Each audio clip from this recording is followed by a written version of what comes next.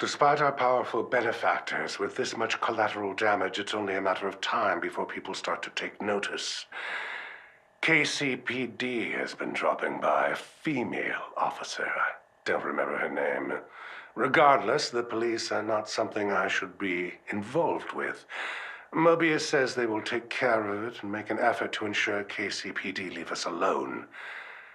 Then there is the reporter from the Crimson Post, Ivan. Something or other. He has become a personal annoyance.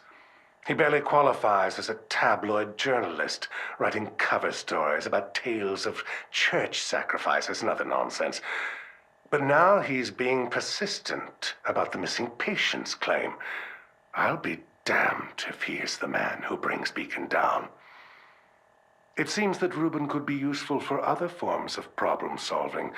Perhaps I can interest this reporter in an exclusive interview.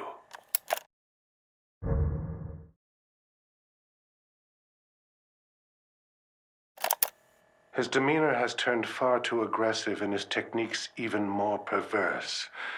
Da Vinci would dissect corpses to further his anatomical studies, but what Reuben has done goes beyond. Demanding his subjects be aware as he dissects them to truly see how the mind reacts.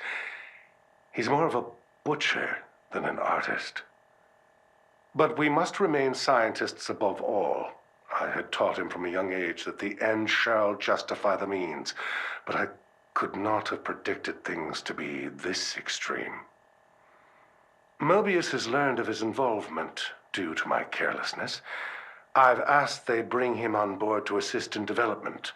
Perhaps offering him better facilities and support will refocus him and stave off his gruesome proclivities.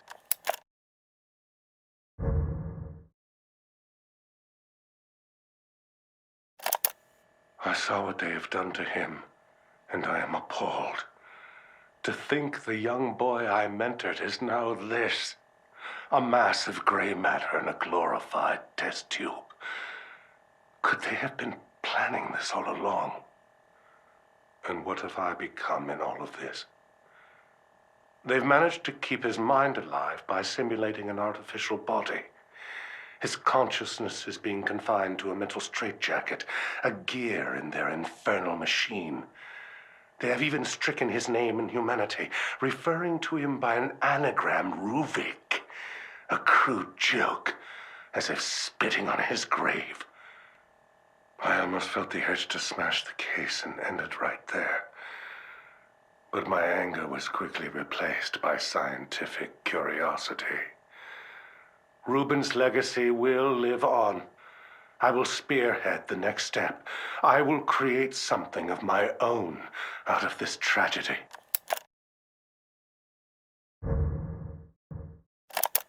Reuben's experimentation has demanded more and more subjects, and sad to say, they're suffering as much as, if not more than, his previous patients. Fortunately, Beacon and the city offer no shortage of expendable subjects. I should feel guiltier than I do, but my Hippocratic oath was abandoned long ago. The scientific and medical potential of the work is too great to be denied. Mobius has also offered me a respectable amount of compensation. Promoting me to director at Beacon is not something to be taken lightly. First, however, they want me to have a reputation, publishing studies in various journals. Repurposing some of Reuben's research towards patient evaluation seems viable. I doubt he will even notice.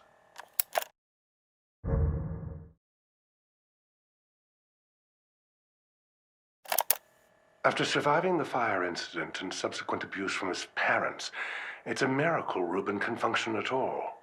His work comes from a place that isn't motivated by fear or money or social standing. His motives are more pure. I would say that he is obsessed with the chance to relive and remold reality so he can be with her again. His scarring is heavy, both physically and emotionally, but he longs for his lost sister. His love for her borders almost on an incestuous level, but as long as it provides motivation, so be it.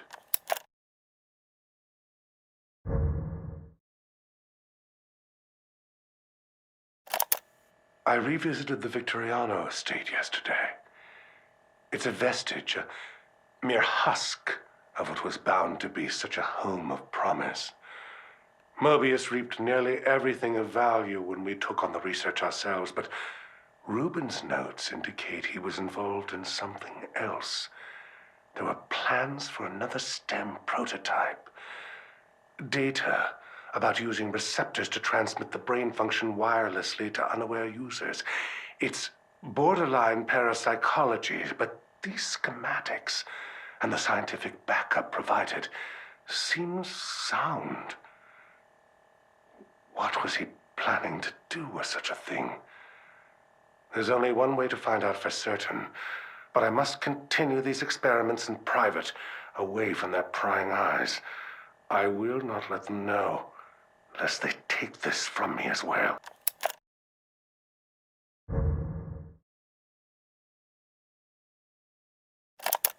They grow impatient with our progress and demand briefings on the development process.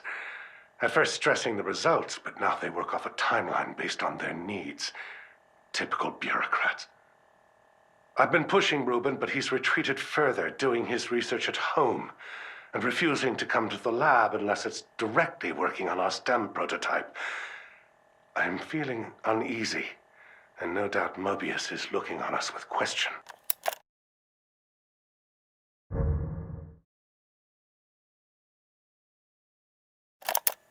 They're coming for me. I don't know how, but they know everything. They even know about Leslie. There's no use hiding this anymore. I'll enter the system, and my return will be proof that all of this was worth it. I can, of course, convince them that it wasn't for me. It was for their goals. There are just the final tweaks left. Once I finish, I will put Leslie in the stem with myself and activate it. The wireless signal should ring out in the near distance. I can't speak for those unfortunate to be around, but like I always said, the ends will justify the means. Finally, Mobius will see that I am one of their chosen ones. Rubin is but a ghost. I am their savior. Their plan is nothing without me.